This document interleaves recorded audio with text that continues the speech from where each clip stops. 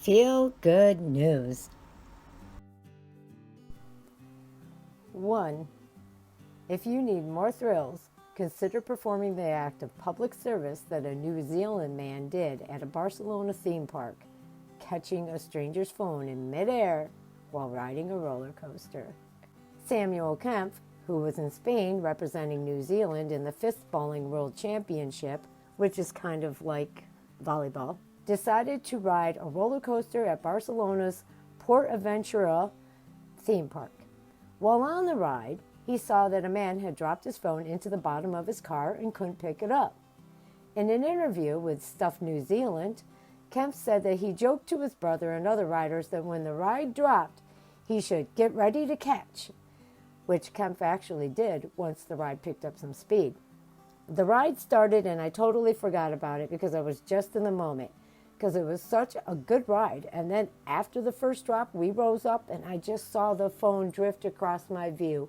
So I reached out and managed to catch it, he said.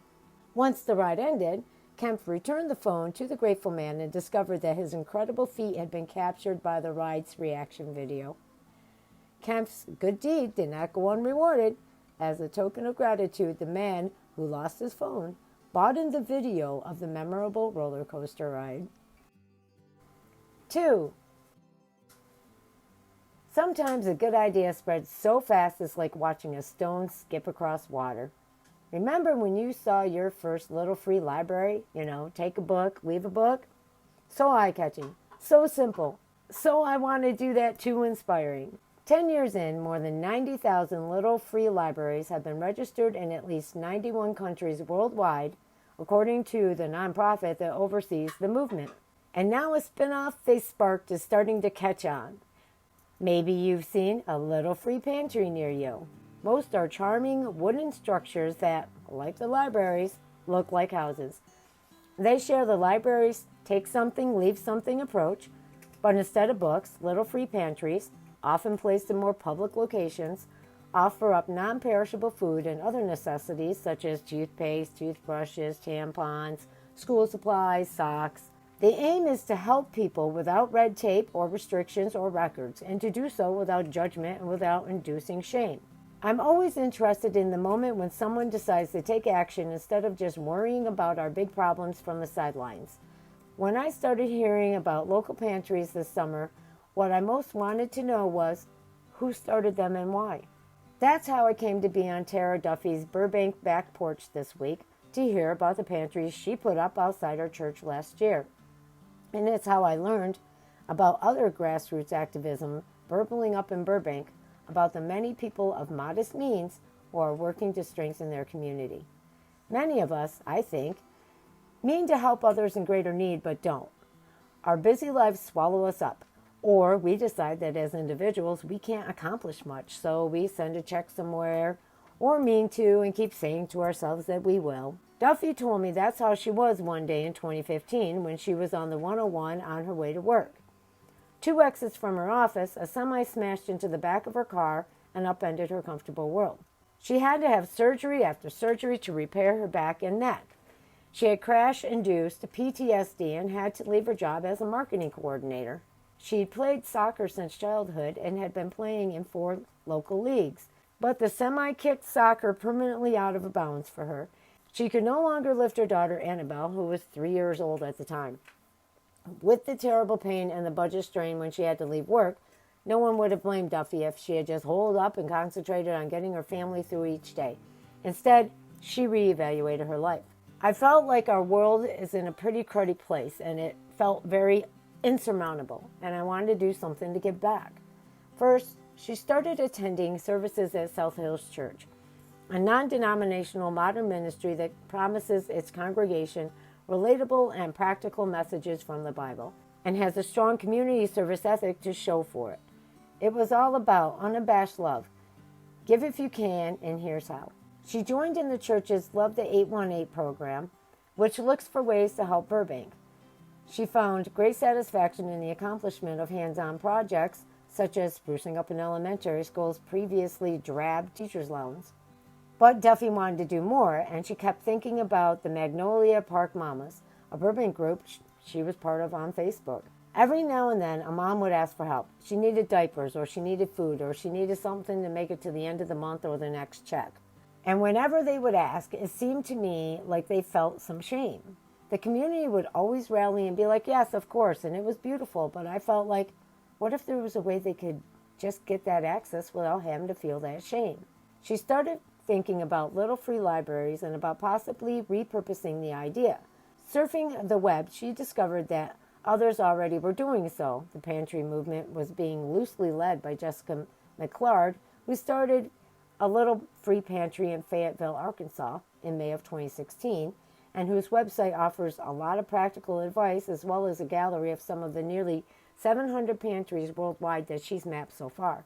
Duffy's pastor supported her desire to start a pantry and was happy to have her put it on the church's property. She reached out to her broad Burbank circle and found many people who wanted to help. Other movements she also had a toe in overlap, such as Buy Nothing Burbank, through which people exchange items for free. Duffy was able to redirect such free offerings as extra diapers to her pantry shelves. Bags meant for the pantry began showing up at her front door, some from neighbors trying to combat their own food waste. She and Annabelle, who is 7 now, and Annabelle's 3-year-old brother Ash, check on the pantry together each Sunday when they go to church. If we have something to put in, we put it in. I think it's a great example for them that no one's safe, no one's exempt from bad things happening, and if people need support, we can do things to help them. She told me she hoped the idea would create a ripple and that more pantries would soon start sprouting up. Some already have, with their own origin stories. Number 3. If you're looking for inspiration, you might find it in Emma Brennan. She's just 8 years old, but the little girl from Bidford knows how to spread kindness. She's had a love of animals ever since she can remember. When she found out that not all animals have loving homes, she decided to create animal art to help them. I don't know, I just love them so much. I don't really know why, I just love animals. They're so cute and cuddly. 3 years ago, she started hiding the rock art in random places for strangers to find. Each piece with a card that reads, "Find me, post me, re-hide me." Her grandmother, Judy Chambers, helps her find good hiding spots. "I'm very impressed it's gotten this far," says her grandmother. "We started with fingernail glue and they started coming off and people started posting them and the animal was missing. I thought, oh my God, I didn't realize they were going to travel that far. So we better get some better glue." So it just kept getting better, and then she started getting bigger with rocks. This year was the first time Emma tried selling her rocks to buyers, some for $5 and the biggest creations going for $20. She uses that money to continue her mission of helping animals in need at animal shelters. When we're done selling them, we go to the store and we buy food for the animals, and we go to a shelter that needs food and we give it to the animals, said Emma. Even with her donations to local shelters, Emma still enjoys hiding her rock art in random places to spread kindness to animals. One traveling as far as Alaska after the person who found it posted the rock art on Facebook. I'm very impressed with her, and I think we all learn that she is trying to make a difference in this world, and it's really important for younger kids to realize that it's important for them to make a difference in this world because this younger generation matters, said the grandmother. She definitely puts a lot of love and talent into these. They're beautiful. Number 4. A student was honored Friday for his role in helping to stop a potential kidnapping at Connor High School. Cody Hardin walked into a much different scene Friday morning at the school's entrance where he helped stop the kidnapping. A sea of applause came from not only students but from the school officials, state representatives, and local law enforcement as well, all for Cody. Friday, Cody was presented with multiple awards for his bravery and courage and given the honor of having it be Cody Hardin Day in Boone County. The junior saw what police said was an attempted kidnapping. It was really just like a gut feeling, you know? Something didn't seem right, and I just wanted to do what I had to do, he said. In August, police said 18-year-old Benjamin Margitza flew to northern Kentucky from Las Vegas to make contact with a 16-year-old girl. They said the two met online but talked only briefly, and the girl had since blocked him when he showed up at her school. I'm like, "You all right?" And she's like, Get him away from me. So I said, all right. So I pushed her in front of me and I told the guy, walk away now before things get too bad. Cody contacted school officials who later arrested Margitza, and then just the other day the girl contacted Cody. Just the other day the girl contacted Cody. That was the best part of it, was when she thanked me. What did she say? She said thank you. His father was there to watch the assembly and said standing up for what is right is something that comes natural to Cody. It scared me, but at the same time, I was proud of him. Still proud of him. Cody said he probably won't go into a career in law enforcement, but he has his sights set on the military. That is a wonderful young man. Parents should be proud.